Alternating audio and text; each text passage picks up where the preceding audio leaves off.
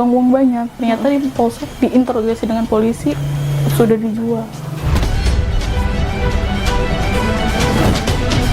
Kami berhasil menyelamatkan 4 orang anak yang menjadi korban dari tindak pidana perdagangan orang ini. Saya shock parah, hancur. Saya sampai tidak memikirkan kandungan saya. Sangat hancur.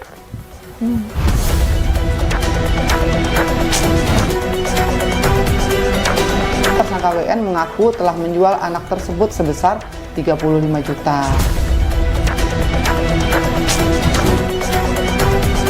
Penjualan bayi ini adalah bentuk kejahatan serius kepada manusia dan bentuk pelanggaran hak anak yang sangat serius.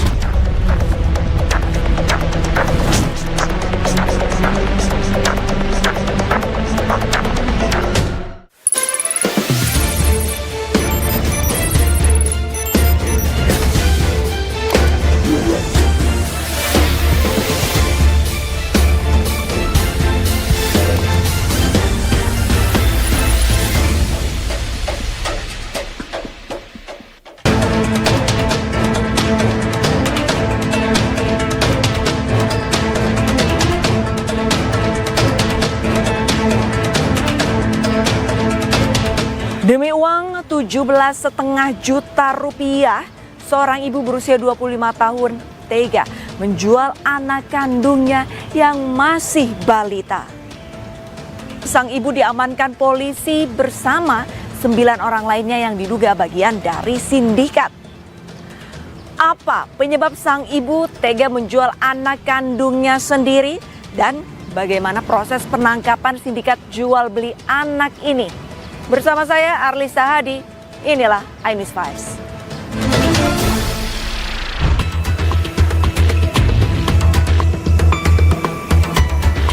Polda Metro Jaya membongkar kasus tindak pidana perdagangan orang atau TPPO yang melibatkan ibu kandung korban. Dalam kasus ini 4 anak berhasil diselamatkan, sementara 10 orang ditetapkan sebagai tersangka dari jaringan jual beli anak lintas daerah. Kami berhasil menyelamatkan 4 orang anak yang menjadi korban dari tindak pidana perdagangan orang ini.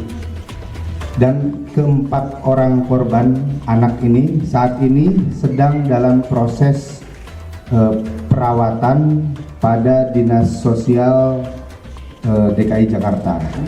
Dari upaya penyidikan yang dilakukan, penyidik telah menetapkan 10 orang tersangka. Penelusuran kasus ini bermula dari laporan anak hilang di Jakarta Barat yang kemudian ditemukan di pedalaman Provinsi Jambi. Dari hasil penyelidikan, polisi mengungkap 4 korban perdagangan anak tersebut diperjualbelikan secara berantai dari satu pihak ke pihak lainnya.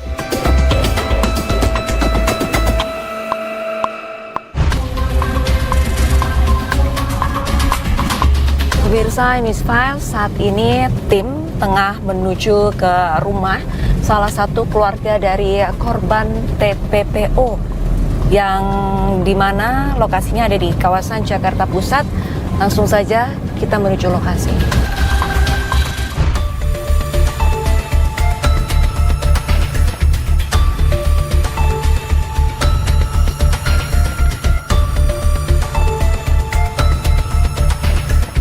Mbak Cindy, boleh diceritakan tidak awal muasalnya RZ ini mungkin hilang dari pantauan keluarga besar dan akhirnya ternyata diketahui dijual oleh ibu kandungnya? Jadi pada bulan Oktober awal itu kedua orang tuanya itu cekcok, akhirnya keluar rumah. Ayahnya ke tempat pekerjaannya, ibunya saya kurang tahu kemana. Kondisi anak itu pada saat itu lagi sedang demam, lagi sakit ya? Lagi sakit. Anak itu sama saya. Kemudian mereka berdua tidak bisa dihubungi. Akhirnya pada tanggal 30-31 itu kakak saya datanglah ke rumah, cuman tidak masuk ke rumah. Tapi dia cuman keliling rumah saja. Lalu dia tiba-tiba lapor RT. Lapor RT dengan alasan sulit untuk ketemu anak. Dipersulit untuk ketemu Iya. anak. Oke. Padahal ini adalah rumah keluarganya. Iya, Oke. padahal kan beliau juga tinggal di situ gitu kan. Akhirnya saya ke RT, saya bukan mempersulit ketemu anak. Karena kan kondisi anak itu lagi sakit. Lagi demam ya. Iya, lagi demam dan saya tahu kondisi lingkungan mereka, teman-teman mereka seperti apa, jadi saya tidak kasih. Pada saat itu RT bilang, bagaimanapun juga itu ibu kandungnya. Oke. Akhirnya saya kasih, cuman sama RT dibilang dengan syarat hari itu juga dipulangin. Oke. Akhirnya saya kasih, terus saya tunggu-tunggu kok tidak dipulangin juga. Akhirnya lama saya telepon keduanya tidak aktif, tidak bisa dihubungin. Saya mimpi ini anak, mama minta tolong. Saya ada apa? Saya telepon neneknya untuk mencari anak itu. Mah, coba tolongin cari daerah Kemayoran. Mereka karena kan ibunya suka nongkrong di Kemayoran. Pada saat itu mama saya bilang nggak ada, nggak pernah dapet gitu. Akhirnya tanggal 21 November itu saya baru dapat kabar dari ayahnya, terus bilang kalau kakak saya ngontrak di daerah Depok.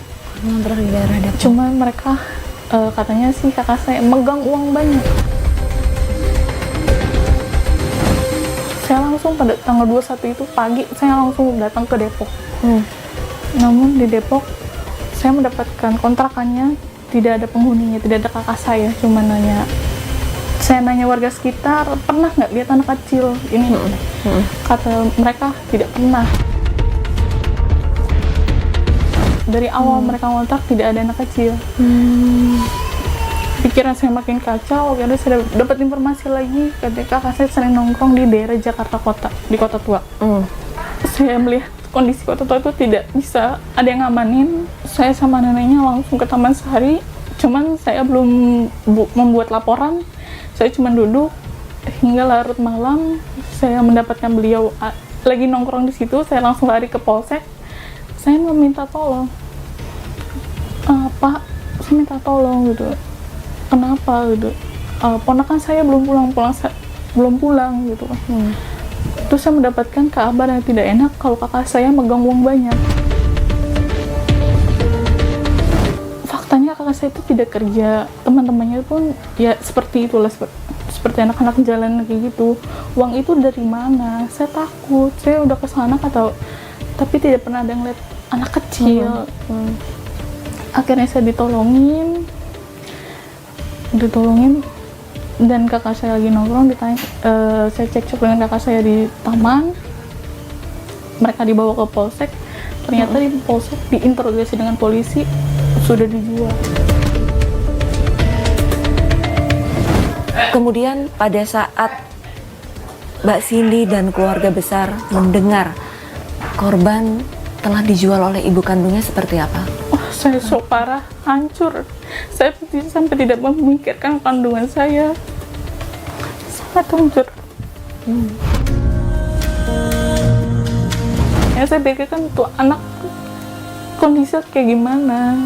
Karena kan nih anak kan tidak sulit untuk sama orang baru dia. Pada saat itu usianya berapa? 3 tahun. 3 tahun pas? 9 tahun ya. Habis nonton 3 tahun sebulan. 3 tahun sebulan. Sudah diakui dijual, lantas langkah polisi hingga akhirnya menemukan korban ini bagaimana? Ada selalu komunikasi sama Mbak Cindy? Selalu saya menanyakan, mohon doanya Bu, saya sedang mencari pelaku. Akhirnya sampai dapat di tanggal 5 itu saya di video call subuh, dapat di Jambi. Ternyata anak itu sudah di SAD, sekolah dalam Jambi. Ada di Jambi, itu berarti dalam kurun waktu 1 bulan? 2 bulan? Kalau laporan sih tanggal 21 November, ketemu itu tanggal 5 Desember. Itu subuh. cukup cepat juga berarti ya? Alhamdulillah cukup cepat. Cuman hilangnya udah sebulan. Kalau udah hilang, Hilangnya sudah 1 bulan. kira saya tunggu dapat kabar katanya itu habis maghrib atau malam betul saya lupa. Ada di Polres. Saya langsung ke Polres. Tanggal berapa itu waktu? Tanggal Mbak 5 Cindy? tanggal 5. Tanggal 5 Desember Malamnya saya langsung didatangkan langsung ya, didatangkan ke Jakarta. di Jakarta, Polres Jakarta. Pada saat itu kondisi korban bagaimana? Kondisi korban secara fisik sehat, cuman kalau untuk itu pasti trauma. Ada perbedaan pada saat ngobrol mungkin? Kalau untuk cukup diam sih dia, tidak banyak bicara seperti dulu lagi. Kalau dulu seperti apa korban? Anaknya ceria sekali, sangat ceria. Sangat ceria. Tapi pada saat setelah kejadian Diam. Untuk berbicara pun sulit. sulit. Iya. Jadi kalau Sempat masih ditanya? kalau ditanya itu dia cuma mengangguk kayaknya. Tidak ada suara sama Tidak ada sekali. suara. Berarti saat ini korban belum kembali ke keluarga ya? Belum. Mbak Cindy, ada cerita tidak sih dari kakaknya Mbak Cindy ini pelaku tahu dari mana link untuk menjual anak? Kakak saya ini berteman dengan ya anak-anak jalanan. Saya dapat informasi kakak saya itu ditawarkan anaknya mau diadopsi oleh keluarganya. Karena pada saat saya cekcok dengan kakak saya, itu temannya tuh pun bilang ada anaknya sama keluarga gue di Medan. Alasannya begitu di temannya. Saya mau tanya, ini sungguh mengganjal. Bapak dari korban ini kemana Mbak Cindy? Setelah itu beliau sibuk bekerja hingga saat ini. Untuk kondisi dari ibu korban saat ini ada di mana? Ibu korban sudah ada di Polres, sudah ditahan. Sudah ditahan. Dari awal itu saya laporan. Tempat bertanya tidak sih Mbak Cindy kepada kakak Mbak Cindy alasan kenapa seorang ibu kandung tega menjual anaknya? Saya sih tidak bertanya karena saya sudah kacau, saya udah malas temu kakak saya. Sangat marah ya? Sangat marah. Sampai saat ini pun saya tidak mau menjenguk kakak saya. Oke, berarti tidak tahu alasan kenapa kakaknya Mbak Cindy tega menjual anaknya. Saya tidak tahu. Mbak Cindy, pada saat kakak korban Mbak Cindy sudah ditangkap, apakah ada komunikasi lagi dan adakah mungkin penyesalan dari ibu korban? Ada. Itu pun neneknya bertemu dengan ibunya korban. Cuman bilang minta maaf saja. Dia sangat-sangat menyesal. Lantas adakah alasan tertentu mungkin menurut Mbak Cindy kenapa kakak Mbak Cindy ini berani dan tega menjual korban? Kalau saya mendapat informasi, dia sempat bilang katanya sih sering di KDRT oleh ayahnya korban. Cuman saya kurang tahu benar apa tidaknya di KDRT. Untuk pengasuhannya berarti nanti akan dikembalikan. Mbak Cindy siap untuk mengasuh korban? Siap. Karena memang dari bayi sudah diasuh sama kami dan kedua anak kakak saya pun juga diasuh sama kami. Kalau boleh tahu berarti korban ini anak keberapa? Anak ketiga. Anak ketiga, anak bungsu. Iya, anak bungsu perempuan satu-satunya. Kedua kakaknya tuh laki-laki. Terakhir mungkin Mbak Cindy harapan dari kejadian ini seperti apa? Harapannya semoga tidak ada kejadian seperti ini lagi dan semoga ponakan saya cepat pulih kembali seperti dulu dan untuk proses hukum tetap berjalan, kalau perlu hukum seberat-beratnya. Modus pelaku-pelaku ini dia mencari perempuan-perempuan yang tidak bisa merawat bayi, anak, kemudian dia mencari perempuan-perempuan yang hamil di luar nikah dan menawarkan kepada orang yang akan mengadopsi bayi dengan harga yang disepakati.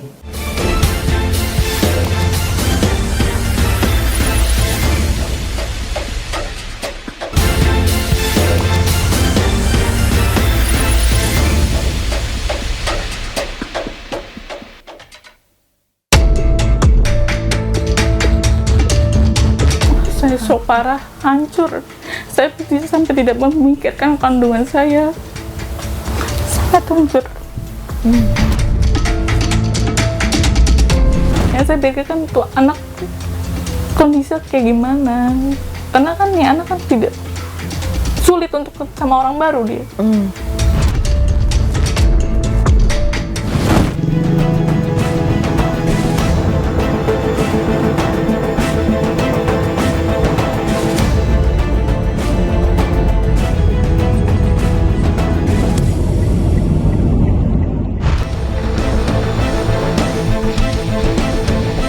Kasus tindak pidana perdagangan orang ini berawal dari laporan hilangnya seorang anak di wilayah Taman Sari, Jakarta Barat.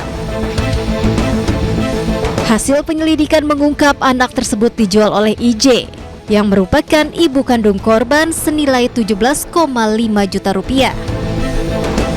Hingga kini sebanyak 10 orang telah ditetapkan sebagai tersangka. Korban dijual secara bertahap oleh para pelaku. Tersangka IJ bersama AT menjual anak korban RZ kepada tersangka WN dengan harga sekitar Rp17.500.000. Selanjutnya anak tersebut kembali diperjualbelikan dengan nilai sekitar Rp35 juta. Dan kemudian dijual lagi dengan harga hingga Rp85 juta kepada tersangka LN. Dari hasil pengembangan, LN diketahui sebagai perantara dalam jaringan perdagangan anak di wilayah pedalaman Sumatera. Tim gabungan dari Polres Metro Jakarta Barat, Polda setempat, serta Direktorat Tindak Pidana Perdagangan Orang berhasil menemukan dan menyelamatkan 4 anak korban di lokasi terpencil.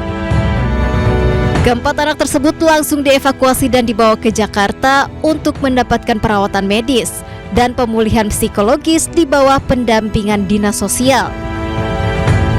Para tersangka kini sudah ditahan dan terancam hukuman hingga 15 tahun penjara.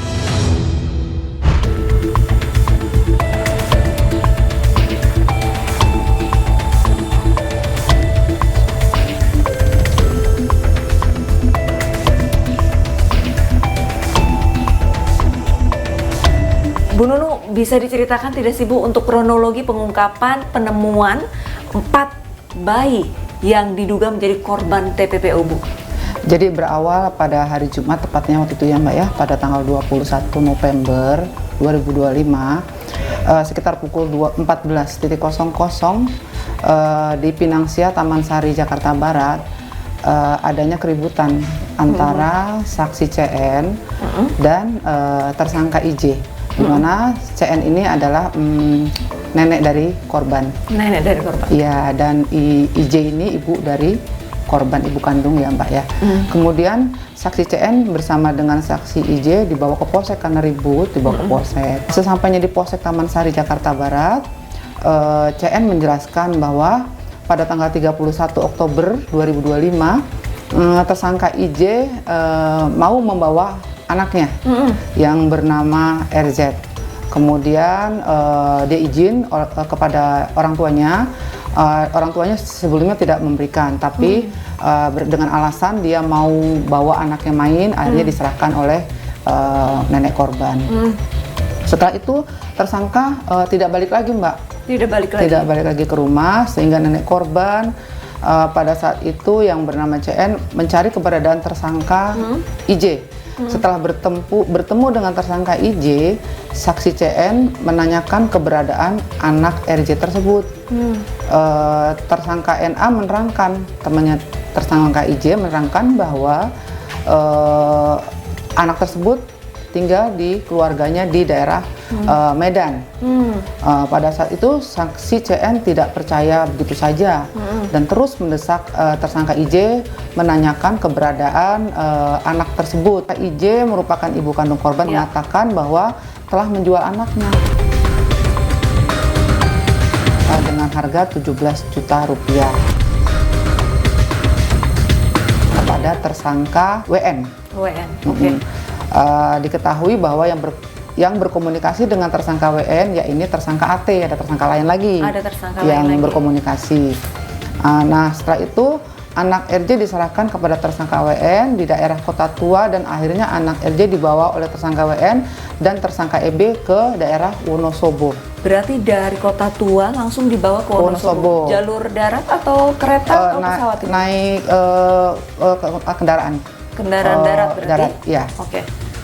Setelah itu, Bu? Setelah sampai di Wonosobo, tersangka WN mengakui bahwa anak RJ dijemput di rumah oleh tersangka SC dan dibawa ke Jambi.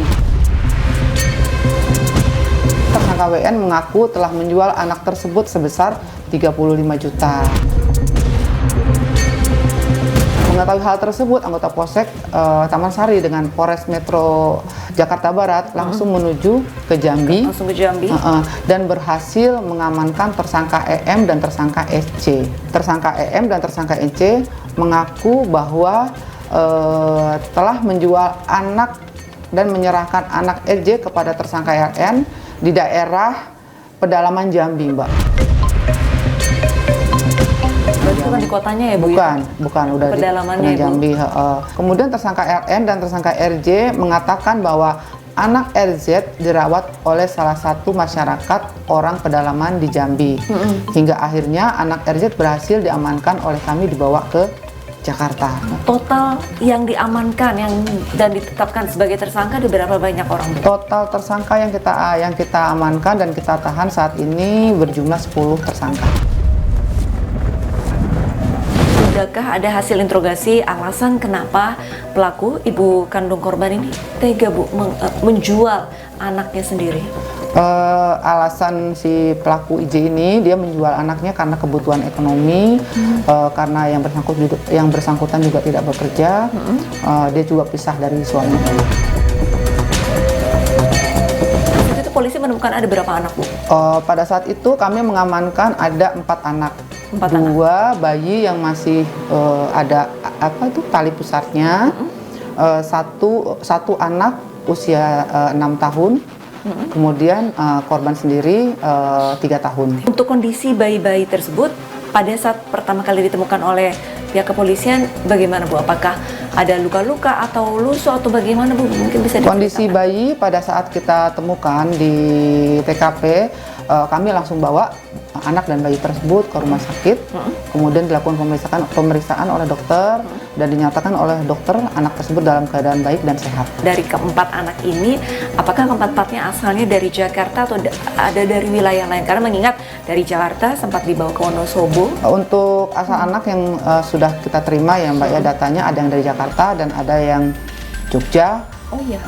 Ada yang dari Malang. Kami masih selidiki. Untuk pembagian peran nih, Bu, dari si para tersangka ini seperti apa? Saya sebutkan ya, tersangka IJ itu ibu kandung korban yang menjual anak RZ.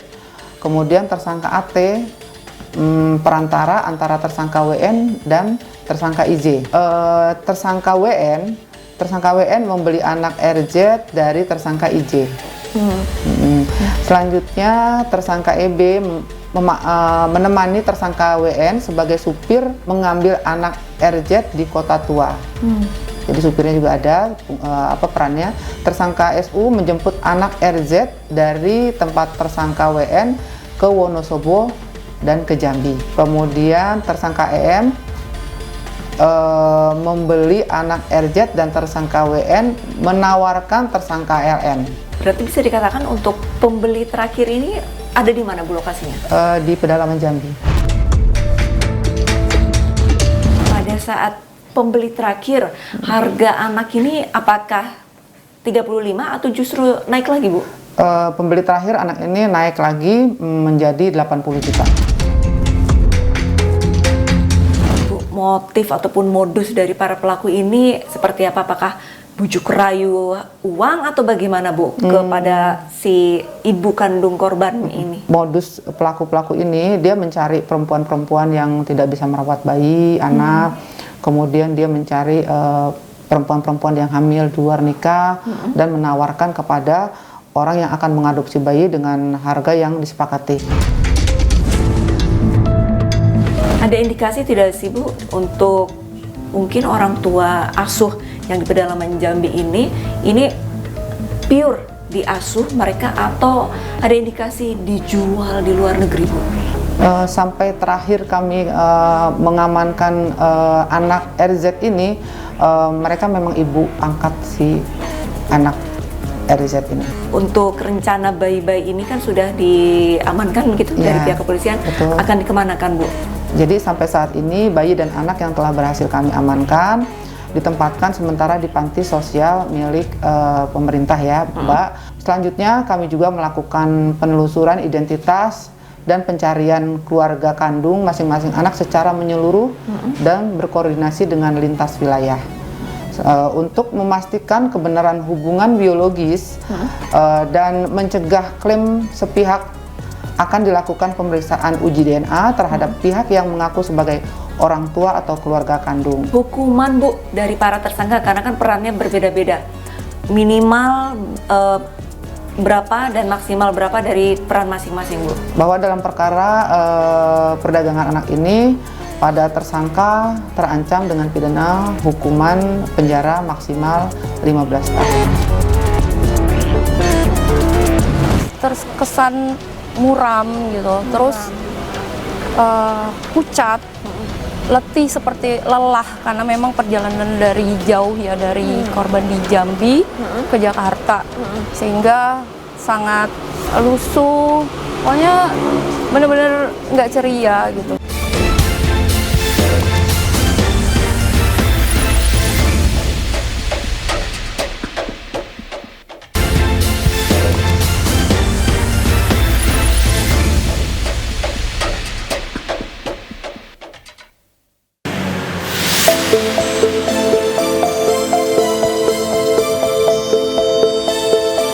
Pemirsa, saat ini saya sudah berada di depan panti sosial asuhan anak balita tunas bangsa, di mana di panti ini dititipkan 4 orang anak korban TPPO dari Jambi pada tanggal 6 Desember 2025. Lantas bagaimana kondisi anak-anak tersebut saat ini?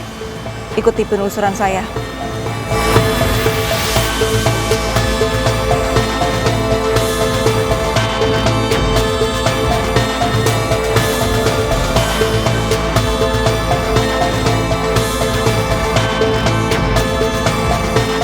Untuk jumlah anak korban TPPO yang diterima dari PSAA Balita Tunas Bangsa ini ada berapa banyak, Bu?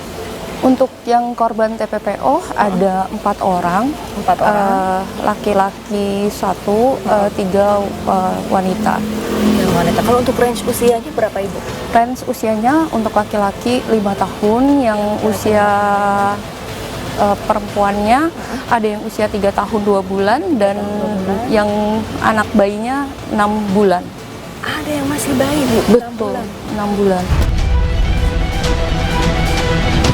Lantas untuk kondisi anak-anak tersebut pada saat didatangkan ke panti ini bagaimana, Bu, dari secara fisik pada saat itu? Iya, pada saat datang ke panti mereka tuh terkesan muram gitu, terus pucat, letih seperti lelah karena memang perjalanan dari jauh ya, dari korban di Jambi ke Jakarta, sehingga sangat lusuh, pokoknya bener-bener nggak ceria gitu.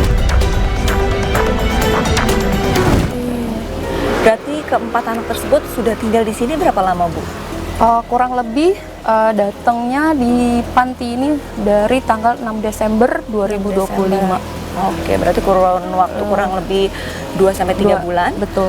Nah, kondisinya saat ini bagaimana keempat anak tersebut? Alhamdulillah sekarang di panti mereka merasa bahagia bertemu dengan teman-temannya. Sekarang udah pada ceria karena di panti ini Dinas Sosial memberikan yang terbaik ya untuk anak-anak, baik itu dari kesehatannya, gizinya, pendidikannya, dan mental spiritualnya pun kami obati sehingga anak-anak sekarang sudah mulai ceria dan sehat. Bicara mengenai mental, berarti ada pendampingan ataupun perawatan tersendiri untuk keempat anak ini, Bu? Oh iya, pastinya.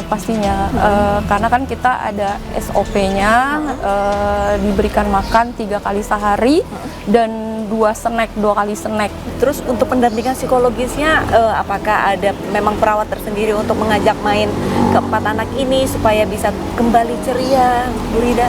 Iya, pastinya para pengasuh kan berinteraksi dengan teman-teman anak-anak yang lain.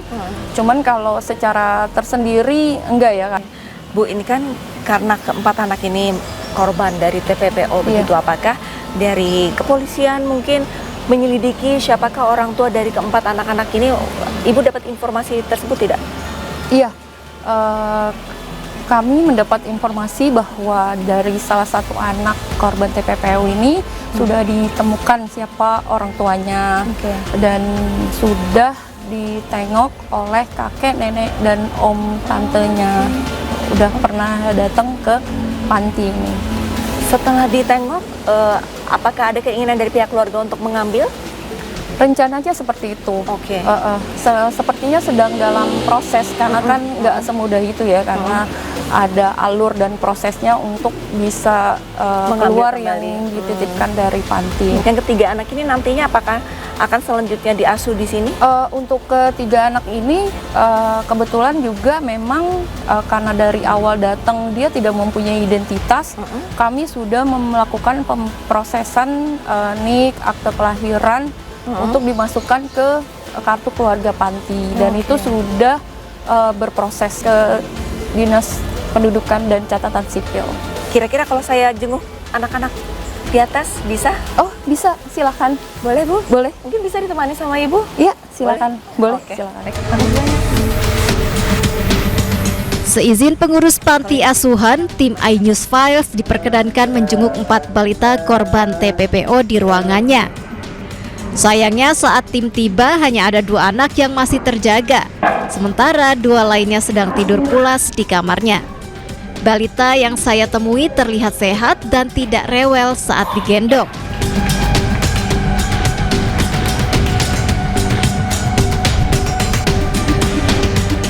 Pemirsa, beberapa saat lalu saya sudah melihat kondisi dari anak-anak korban TPPO. Totalnya ada 4 orang. Saya sudah menemui 2 diantaranya yang masih bayi, masih 6 bulan. Kondisinya pada saat saya melihat dan sempat menggendong, berat badannya sudah proporsional, sudah ceria ketika disapa ataupun diajak bermain, responnya juga sudah cukup bagus. Untuk nafsu makannya juga sudah bisa dikatakan kembali normal. Dan untuk kedua anak yang lainnya lagi memang masih dalam kondisi istirahat ataupun tidur siang, sehingga tim pun tidak bisa melihatnya. Rabu 25 Februari 2026 menjadi hari yang paling dinanti nenek dan tante RZ. Keluarga anak korban TPPO yang ditemukan di pedalaman Jambi beberapa waktu lalu. Usai menjalani rangkaian pendampingan dan pemeriksaan, pihak panti asuhan dan kepolisian mengizinkan korban kembali ke pelukan keluarganya. Kepulangan korban bukan akhir dari cerita. Ada trauma yang harus dipulihkan dan luka yang tak terlihat.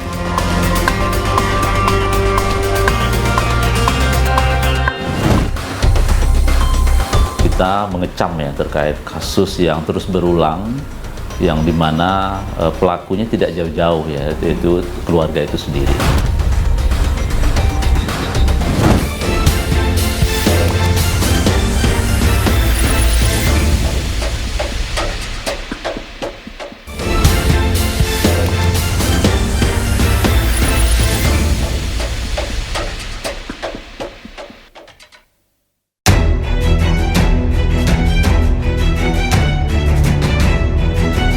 Seorang ayah di Palembang, Sumatera Selatan tega menjual bayinya yang baru berusia 3 hari.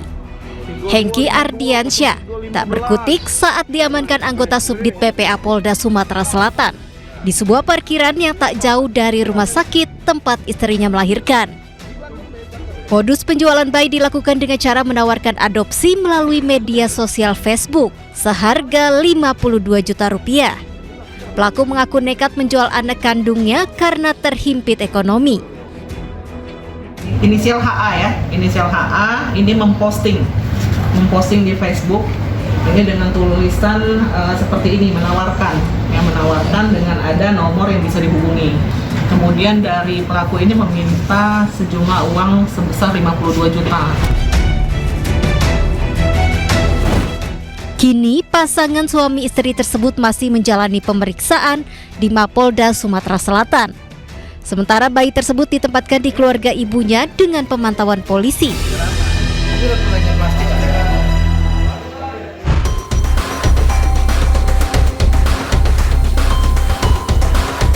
Terkait tindak pidana perdagangan orang yang melibatkan ibu kandung korban, tim iNews Files menemui Komisi Perlindungan Anak Indonesia (KPAI). Menurut Jasra Putra, Wakil Ketua KPAI, kasus perdagangan anak merupakan bentuk kejahatan terhadap kemanusiaan dan pelanggaran serius terhadap hak asasi anak. Terkait penjualan bayi atau tindak pidana perdagangan orang ini sebetulnya kasus kejahatan kemanusiaan yang luar biasa ya. Maka kita mengecam ya terkait kasus yang terus berulang, yang dimana pelakunya tidak jauh-jauh ya, yaitu keluarga itu sendiri. Kita sebetulnya sudah melakukan pengawasan gitu ya, dan berkoordinasi dengan Polres Jakarta Barat dan dinas terkait. Dua hal yang kita pastikan, pertama terkait penegakan hukum gitu ya, karena ini adalah pelaku orang terdekat ya, tentu dalam Undang-Undang Perlindungan Anak ada pemberatan sepertiga daripada hukuman asal gitu ya. Dan termasuk juga undang-undang tindak pidana perdagangan orang itu harus diterapkan. Artinya kita dorong terus agar penerapan hukuman ini berlapis ya terkait tindak pidana perlindungan anak dan TPPO. Nah kemudian yang kedua, memastikan korban gitu ya, memastikan korban bagaimana situasi pengasuhan jangka panjangnya, karena bagaimanapun anak tentu punya harapan ya untuk diasuh ya secara baik gitu ya. Nah tentu terkait pengasuhan ini harus dipastikan bagaimana kapasitas pengasuh keluarga, kemudian jangan sampai nanti keluarga tidak mampu mengasuh dan terjadi lagi potensi yang sama. Nah ini juga menjadi concern kami agar kejahatan terkait kemanusiaan ini bisa diselesaikan gitu ya. Data-data aduan ya yang ada gitu ya. Misalnya 2024 kita ada 17 kasus aduan ke KPAI terkait penjualan anak, kemudian 2025 ada 15 kasus gitu ya, walaupun itu turun ya, tapi ini kasus-kasus yang hanya terlaporkan gitu ya. Tapi kasus-kasus yang tidak terlaporkan, termasuk juga modus dan model penjualan bayi ini kan terus berkembang ya, termasuk juga di media sosial gitu. Jadi ini isu hulu, karena kita melihat kasus-kasus penjualan bayi ini ada orang terdekat, keluarga gitu ya. Walaupun sudah ada ancaman pidananya, ada pemberatan gitu ya, tapi tidak cukup itu gitu. Kita harus memitigasi. Jangan sampai negara ini seperti pemadam kebakaran, karena kalau sudah terjadi peristiwa kan baru kita terkaget-kaget, kemudian terlambat dan seterusnya. Rata-rata kejahatan tindak pidana ini kan dilakukan juga melalui media sosial ya, grup-grup ya, grup-grup terbatas itu yang menyebutkan di situ adalah adopsi atau pengasuhan bayi gitu ya. Nah ini kan harus diselidiki apakah ini legal atau ilegal. Karena membernya cukup banyak, ada 7.000, ada 8.000. Nah, saya berharap polisi bisa masuk ini. Apakah ini penipuan atau mungkin ini sindikat atau apa gitu. Seolah-olah dia ingin membantu, seolah-olah dia ingin memfasilitasi, seolah-olah ingin menyelamatkan anak gitu ya. Tapi itu adalah tindak pidana. Karena kalau kita lihat kasus-kasusnya, misalnya penjahat anak ini pasti melihat kerentanan ini, kerentanan dari kondisi ekonomi orang tua, kerentanan dari anak yang lahir yang tidak diinginkan, kerentanan soal ekonomi misalnya gitu ya, dan bahkan penjahat ini sudah mengidentifikasi gitu dan memfasilitasi ibu hamil ini untuk ke fasilitas-fasilitas layanan yang dalam tanda petik bisa mereka kerjasamakan, karena beberapa ungkapan kepolisian kan ditemukan juga oknum bidan juga melakukan atau menjadi pelaku ya, misalnya di Jogja gitu ya. Kalau bagi KPAI, bagaimana sistem perlindungan anak ini bisa bergerak secara kencang, secara alarm warning sistemnya harus berbunyi setiap saat gitu ya, sehingga kita bisa menutupi celah kerentanan tadi gitu ya. Karena kasus-kasus anak ini kasus panjang, dibiarkan atau diabaikan, akhirnya dia memuncak. Tidak mungkin 1 hari 2 hari peristiwa itu gitu. Nah, oleh sebab itu ini yang harus dilakukan. Jelas kan modus penjahat ini ya pasti ini adalah tindak pidana perdagangan orang gitu ya. Mungkin juga ini kajian kami ya, mungkin saja kenapa ke suku anak dalam ya, ini bagian dari mengelabui petugas juga gitu ya, supaya tidak terdetek ya, tidak diketahui dan seterusnya. Atau mungkin saja gitu ya, bagian untuk transit sementara untuk dijual ke hal yang lain lagi gitu ya. Karena kalau kita lihat kan harganya kan naik terus ya. Dari rantaian-rantaian penjualan anak itu kan mereka kan memperjualkan itu gitu. Ya, yang pertama tentu memastikan rehabilitasinya gitu ya. Dan kalau memang ini terkait memang ada kerugian ya tentu restitusi gitu ya. Jadi pelaku ini harus diminta pertanggungjawaban gitu ya. Harus membayar ganti rugi terkait pelanggaran serius yang dilakukan kepada anak ya. Nah, kemudian yang kedua terkait anak korban ini, kita meminta kepada pemerintah untuk tidak mempublikasikan identitas anak gitu ya. Karena ini penting ya, identitas ini tentu digital tidak bisa dihapus gitu ya. Karena mereka tentu punya masa depan, kemudian ini tentu akan berdampak pada tumbuh kembangnya ketika dia satu saat bisa melihat ya situasi itu. Nah, hal lain yang harus dilakukan oleh pemerintah ya tentu adalah bagaimana upaya pencegahan ya. Jangan sampai terjadi peristiwa berulang.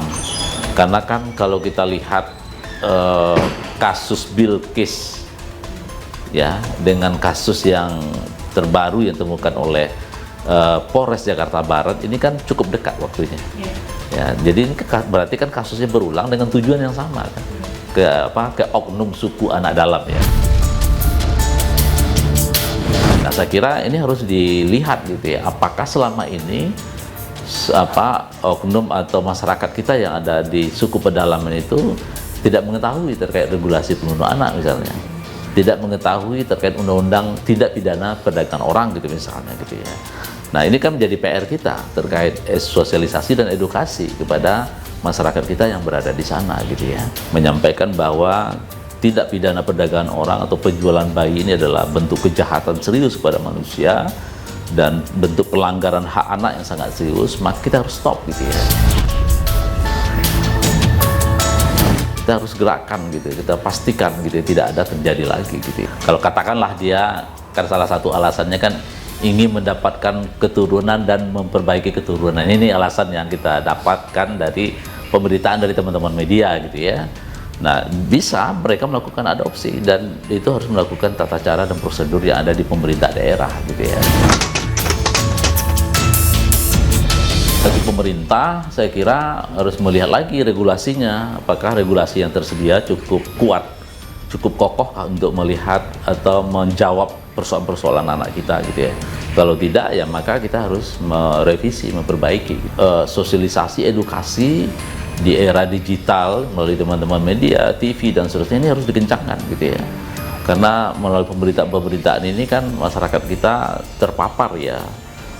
Dan dari keterpaparan itu mereka pada akhirnya ada awareness publik ya bahwa kejahatan terhadap anak itu tidak boleh dibiarkan gitu. Siapapun dan dimanapun dan anak siapapun gitu ya. Jangan sampai mereka sudah di ujung diabaikan, korbannya berlapis gitu ya, dilakukan oleh keluarga, kemudian negara juga abai gitu ya. Nah, ini tentu sesuatu yang tidak kita inginkan gitu ya.